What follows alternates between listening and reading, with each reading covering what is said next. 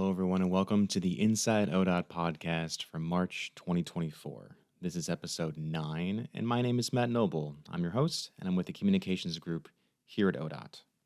This month, we have 3 things for you to listen to.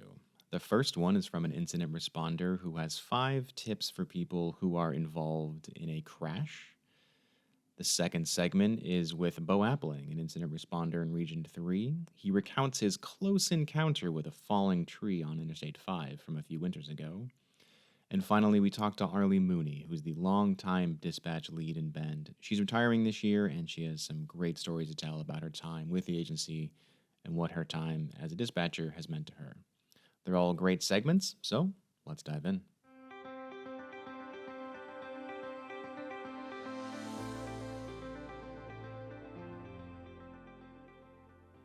Our next story today is a shorter one. It's from Austin, who is an incident responder with the agency. He has 5 tips for people who are involved in a crash. This was another video that we ran on social media to promote safety awareness on our roads, so enjoy these 5 tips. Hi, I'm Austin with ODOT, and I'm here to share 5 tips with you if you're involved in a traffic accident. 1, move to the shoulder when you can safely do so. 2, check for injuries and call 911 if someone needs medical attention. 3, never exchange information between or behind vehicles when you're on the shoulder. 4, pay attention to traffic that are passing. You may see them, but they may not see you. And 5, when you get ready to merge back in the traffic, make sure that your lane is clear.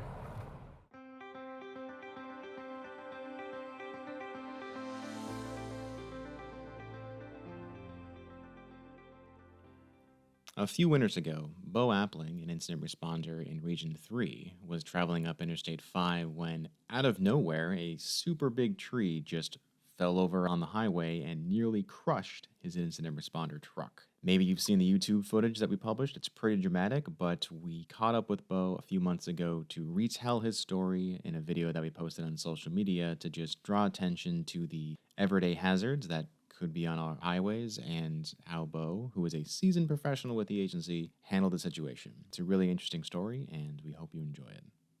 So we had several days of snow. We had just finished clearing up the highway. I was just doing my normal patrol. It was coming around the corner, and then all of a sudden, just a big loud bang, and my windshield just shattered. It made me jump and pulled over to the side. I looked in my mirror, saw the big tree behind me, just sort of sat there, had to process what happened. Got out of my truck, pulled out my little electric chainsaw, cut off the top real quick, cleared the northbound lanes, got them going. There was actually a couple loggers in the traffic queue who helped me cut it up and made quick work of it. Once we cleared the road, I went back and loaded it up on my computer, and we all watched it. Thankfully, I had just barely skirted underneath it, and yeah, it was very shocking. That really happened. I didn't see that coming down. If I had braked, the timing would have been just off enough to where it would have at least landed on the bed of my truck.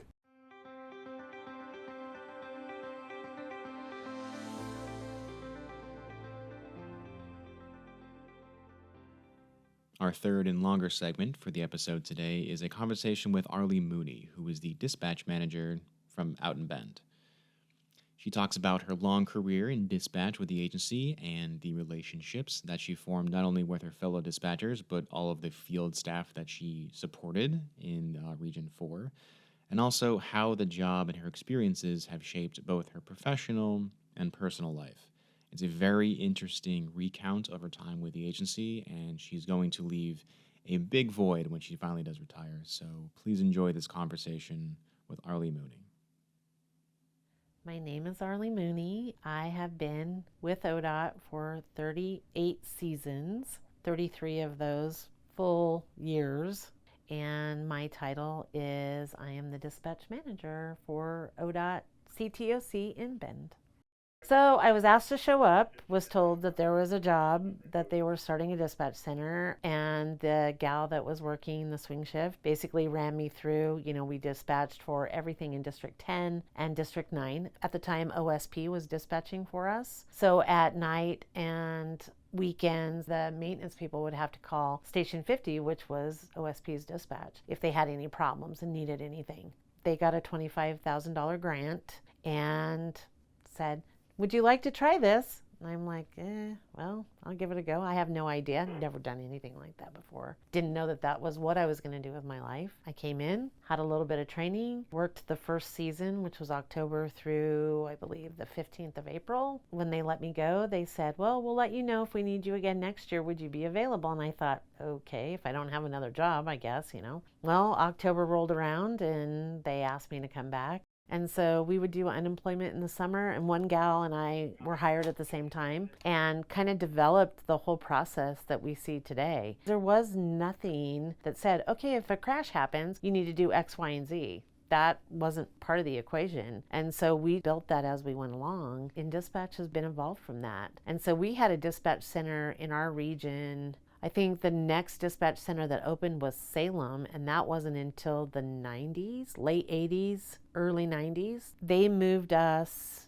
to the state police dispatch center here in Bend, and so we were co-located with them. And at that time, that's when we first got a first CAD system. We were still using old Zetron radios. Now we can wear headsets. Just to watch all of that evolve, even over that first 6-7 years, they made great strides. We were run by the district manager out of this district, out of District 10.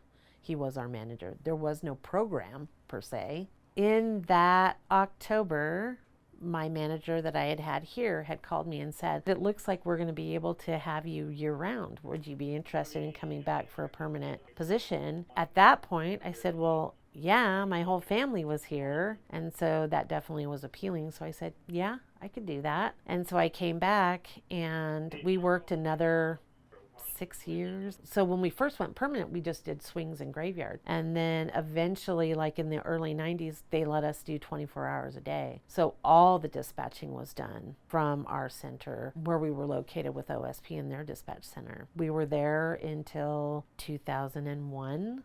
We moved back into this building. I then started training every new person that came on. When they had questions about processes, what should we do? What do you think is the best thing? Once that started, then I was kind of like, this may be where I end up. I enjoy the work, enjoy the people. The people are like your family. I knew a lot of the maintenance people already from my dad working for Ben Maintenance. I feel like these are my people. I need to watch out for them. I need to take care of them. And in doing that, I don't know that I ever thought again about ever doing anything else. I've had lots of managers say, well, what are your goals? What would you like to do? I'm like, I'm doing what I would like to do. Well, don't you aspire to move up? No.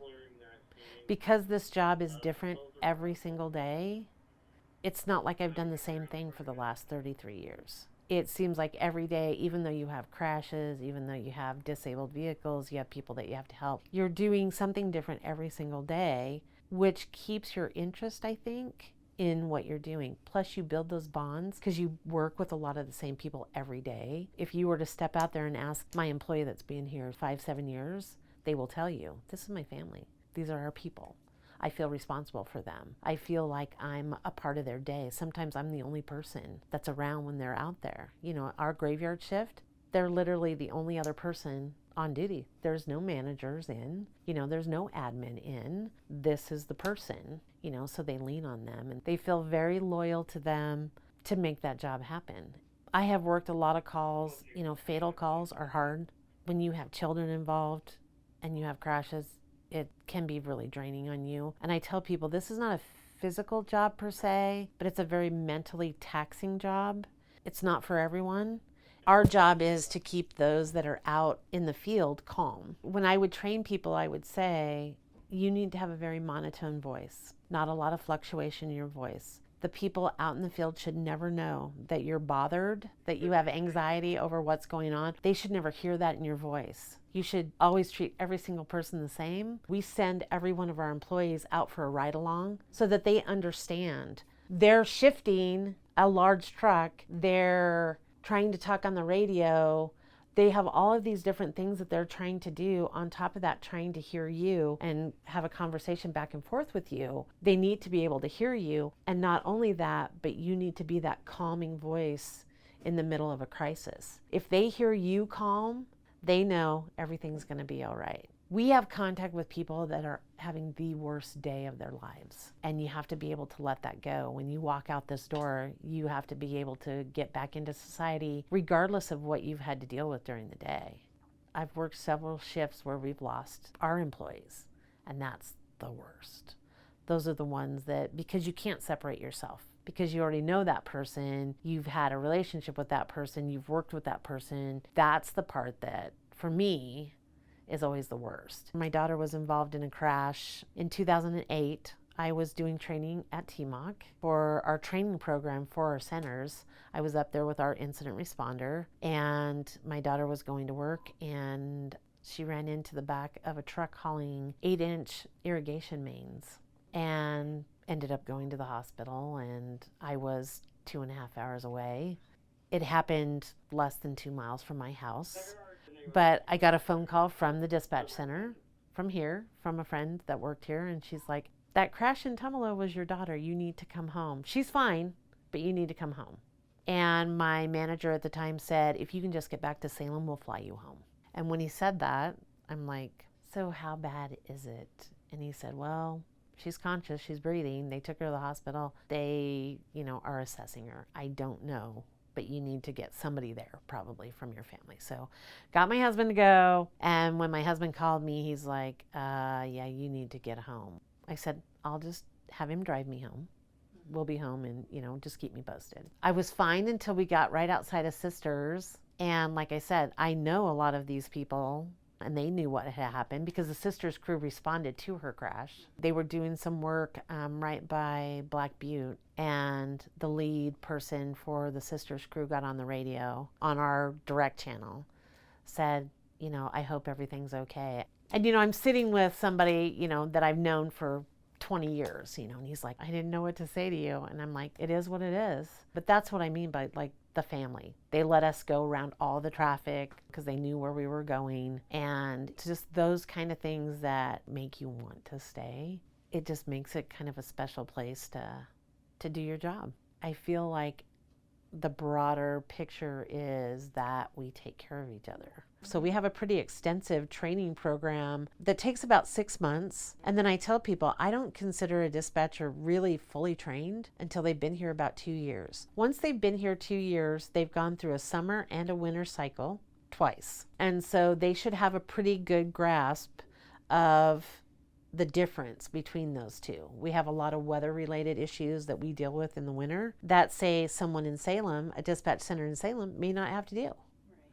Chain conditions, closures of the freeway, long stretches of I-84. A lot of times it can be all the way from about 200 to 378. That stretch of freeway can close at the drop of a hat because of winter conditions. There's a lot that's involved in that, and there's processes that you have to know to be able to even to have Salem fill in for us. It's like, do you understand our closure process if the freeway should close?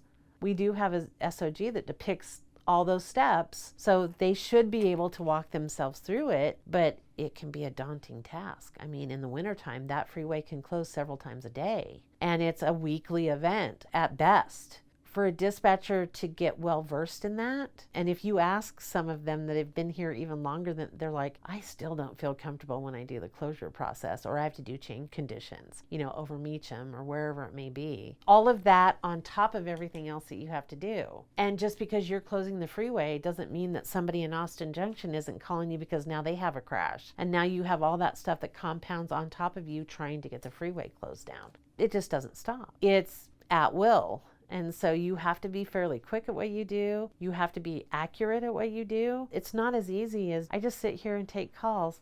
That doesn't even begin to cover what they do in a day. A practice that I took on probably 20 years ago, I try to make it to as many winter meetings for our crews as I possibly can. And that's just to educate them in what we do and what we can offer them, the help that we can offer them. It gives them a little insight to what a dispatcher goes through. Like I have a recording that I play for them. It's about 7 minutes of winter traffic. It's nonstop, just people talking. And at the end of the video, I ask, now, can any of you tell me any call sign that you could pick out from that? This is what a dispatcher hears. When you're in your truck, you hear your crew members. That's all you hear. You hear each other, we hear everyone. That's why we say keep your chatter to a minimum or go to your direct channels, because those main channels need to be held open for emergency conversation. So there's things that we can advise them. Here are the things that would help us help you better. Here are the things that we can offer you. Here are the things that we need when you get on scene. The who, what, where, when, why, those kind of things that we need to do our job. We are your recorder. Anything that you need to know after the fact, pass through us, because everything you tell us, we will put into that call. We don't document what we hear the crews talking about between themselves, but if you say station 4 and you give us the information, it's documented in that call. And so a lot of them don't understand. The managers are pretty good about saying, make sure dispatch gets this. Whether they understand why, that's where we come in. We hope to just give them a little bit of education when we can go out there. And I always say, if you have any questions, you can always email me. If you don't feel comfortable, reaching out to me, let your manager know, and your manager can reach out to me. I try to answer as many questions as I possibly can. So you don't have this kind of long career without finding some reward. So what is it, as you think about your job, you find so rewarding? I think just the fact that you can help people. We sometimes are the very first contact that the public has with ODOT. And so I instill in my people, it's very important that it is a positive experience, because as I said before, you're dealing with people that are having one of their worst days. I always feel, like I said, because my dad was a maintenance employee, my own vision is I want everybody to make it home safe at the end of the day. I want to make sure our people make it home safe, our employees make it home safe, and that the general public has a good experience traveling our roads. And when I hear somebody say, ODOT did an excellent job through that storm, keeping the highway open, and Thanksgiving we made it to our relative's house and had a great time and didn't really worry about how we were going to have to get home. I watch the newsletter that comes out that says we're hearing many things. And to hear people say, I was broke down on the side of the road, and their dispatch center got somebody out there to help me change my tire, and the maintenance guy came out, took my tire off, took it to town, got a new tire, and came back. Those are the kind of things that make me feel good. Helping people that are stranded, helping them to get off the highway safe, get back home, get back on the road, whatever the case may be. That to me is really rewarding. That's part of the reason I've done this job for as long as I have. There is nothing really in ODOT that I feel would be more rewarding than what I do. And that's the contact between the public and between our crews that are out there. Having managers call and depend on me. They're like, if anybody has the information, she'll have it, or she can get it for me. I like to be that person that people count on and that people come to get that information. And so that to me makes it worth, being away from my family on holidays or weekends, or being at their beck and call 24 hours a day. The job just never stops. At the end of your career, when you die, they don't put on your tombstone, oh, she worked the most hours. That's not what you're known for. I'm pushy. I can be pushy. And one of my managers said, I don't think of you as pushy. I think of you as passionate about what you do. Therefore, you can make it sound exciting and people go, oh, I never knew that. And the things that you know about dispatch that nobody else knows. And I'm like, so that's what I do. I go to our TIMS programs and I talk about dispatch and how that can help our relationships between those other agencies and be that advocate that, sometimes ODOT doesn't have. But, at the end of the day, I walk out the door and go, I feel good about what I did. And I feel good. I feel like I'm a good advocate for ODOT. But like I told my own employees, you choose your perception and how your experience is going to go. And you can either have a really good career or you can hate every day that you come here. I love what I do. I come here to do my job, to make a positive experience to everyone that we touch.